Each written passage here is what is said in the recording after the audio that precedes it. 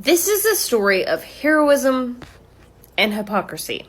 A lot of times the idea of code talking gets assigned purely to the lore of World War II. We can thank Hollywood for that.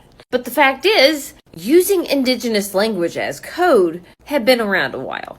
The hypocrisy in this case comes from the fact that most of these men had children. In many cases, their children were punished for speaking this language in school. And yet that did not stop these men from protecting the people who had colonized them.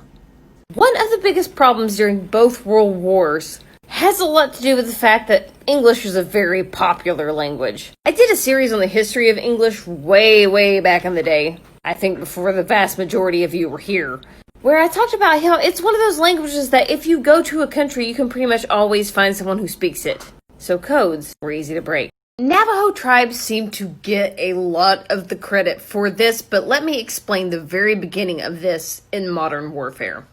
When I say that English was popular, I mean a lot of people in Europe understood it. And during World War I, Germans were tapping into American and British telephone lines. They were overhearing conversations.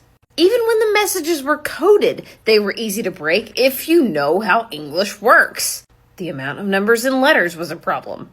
Not to mention that if you were a code runner and you got caught, POW or instant death.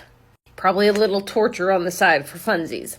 People in intelligence were trying their hardest to come up with a solution. During this time, there were a lot of indigenous people also serving in the military. A leader one day walked by and heard them conversing in Choctaw.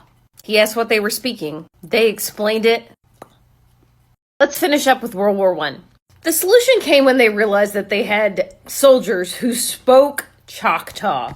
Not only that, there were other soldiers who also spoke Choctaw really far away. In the most high-stakes game of telephone that ever happened, they would give one man a message who would translate it into Choctaw. He would call and deliver the message to another person in another part of the battlefield in Choctaw. Suddenly, the Choctaw telephone squad was a thing. It was almost exclusively spoken and not written. America was not in World War I very long at all. But even after all that, when they were sent home, they were once again forced to reacclimate to American culture. Let's fast forward to the 40s. World War II. Here we go! Here we freaking go! This is the story that everyone knows from Windtalkers. It was not just Navajo soldiers who were doing this, but they get a lot of the attention here.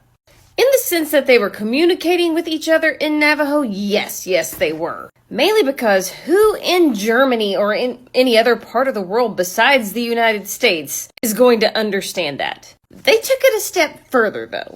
There were 24 code talkers from the Navajo Nation itself. And what they did was take their language and create words. Kind of like Shakespeare, where they would take the word that they had in existence and adapt it so that it would become a code word. For example, fighter planes became hummingbirds in Navajo. Meanwhile, the US government is using a culture they are trying to get rid of for their own benefit. To narrow the field of code talkers down to just one specific group of people does them all a disservice. There were so many tribes who participated in this. Cherokee, Choctaw, Nez Perce. Is it Nez Perce or Nez Perce? I've heard both. And they should have been celebrated, honored. But let's talk about what happened when these heroes get home. Nothing. They had made it impossible for the Germans and Japanese to understand a thing they were saying because they were taking a language that was to an indigenous person within a country they were fighting, and they were turning that into a code. It was basically a double code. But at the end of all these wars, they went home and were continued to be treated like garbage by the US government. Native children were ripped from their families to be turned into basically white people. It isn't until almost 50 years later that the operation becomes unclassified.